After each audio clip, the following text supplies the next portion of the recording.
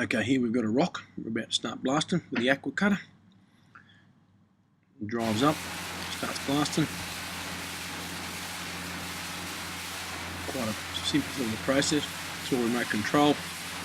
Drives up, position yourself on the rock, turn the water on, and it starts working. It's all automatic. You work remotely through radio or umbilical cord. You can program it so it tracks itself, depending on the application.